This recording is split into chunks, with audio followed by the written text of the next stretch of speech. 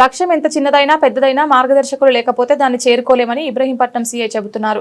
కబడ్డీలో రాణించడం, ఉద్యోగం సాధించడానికి తోడ్పడిన మార్గదర్శకులే ఆయనకు గురువులని కీర్తించారు.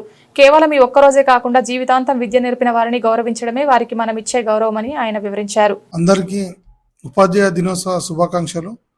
గురువు అనేవారు జీవితంలో ప్రతి మనిషికి అవసరం. గురుదేవోభవ, ఆచార్య దేవోభవ అంటాము.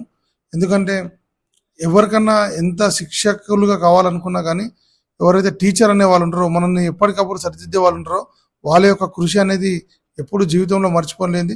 అలాంటి వాళ్ళ కృషి వల్లనే ఏ వ్యక్తి అయినా వాళ్ళ యొక్క జీవితంలో పైకి వస్తాడు, అభివృద్ధి చెందుతాడని చెప్పి నేను భావిస్తూ ఉన్నాను. ముఖ్యంగా నా జీవితంలో నేను ఎప్పటికీ మర్చిపోలేని సంఘటన, నేను హైదరాబాద్ ఓల్డ్ సిటీ పాత బస్తీలోని వెంకట్రావు మెమోరియల్ స్కూల్లో చదువుతున్న టైంలో, చదువుతో పాటు ఆటలపై నాకు మక్కువ ఎక్కువ ఉన్న సమయంలో కబడ్డీ క్రీడని నేను ఎంచుకోవడం జరిగింది. ఆ స్కూల్లో ఆ కబడ్డీ క్రీడలో అప్పట్లో ఉన్నటువంటి చంద్రహాస్ సార్ నన్ను ఎంకరేజ్ చేయడం, అదేవిధంగా ఇంటర్ స్టేట్ టోర్నమెంట్లో పంపించడంతో నేను ఈరోజు అంతర్జాతీయ కబడ్డీ క్రీడాకారునిగా ఎదగడం జరిగింది. దాని తర్వాత నేను ఎల్బీ స్టేడియంకి వెళ్ళినప్పుడు అక్కడ ఉన్నటువంటి బి శ్రవణ్ కుమార్ అని ఈరోజు హైదరాబాద్ సిటీ నార్కోటిక్ వింగ్లో ఏఆర్ఎస్ఏగా పనిచేస్తున్నటువంటి శ్రవణ్ కుమార్ గారు ఒక గురువుగానే కాకుండా ఒక అన్నగా కూడా నాకు అక్కడ కోచింగ్తో పాటు పోలీస్ డిపార్ట్మెంట్లోకి వచ్చిన తర్వాత కూడా నన్ను ఒక క్రీడాకారునిగా ఎంకరేజ్ చేయడం జరిగింది.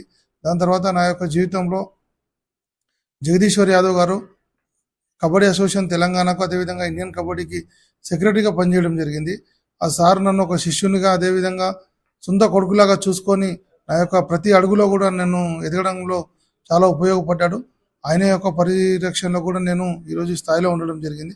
ఎప్పుడైనా మనకు ఎంత టాలెంట్ ఉన్నప్పటికీ కూడా, ఎదగాలనే తపన జీవితంలో ఉన్నప్పటికీ కూడా గురువుల యొక్క పర్యవేక్షణ, మనకంటూ ఒకరు పై స్థాయిలో హెల్ప్ చేసేవాళ్ళు, ఎంకరేజ్ చేసేవాళ్ళు ఉన్నప్పుడు మాత్రమే మనం ఎదుగుతామని చెప్పి తెలియజేస్తూ, ఈరోజు ఉన్నటువంటి విద్యార్థులందరూ కూడా నేను ఒకటే సూచిస్తూ ఉన్నాను, మీరు మీ గురువులకు రెస్పెక్ట్ ఇవ్వండి. ఎప్పుడైతే మనం గురువులకు రెస్పెక్ట్ ఇస్తామో, గురువుల పట్ల ఆప్యాయతగా ఉంటామో, ఏదో ఉపాధ్యాయ దినోత్సవం రోజు టీచర్లకు దండ వేయడము, కాళ్ళు మొక్కడం కాదు.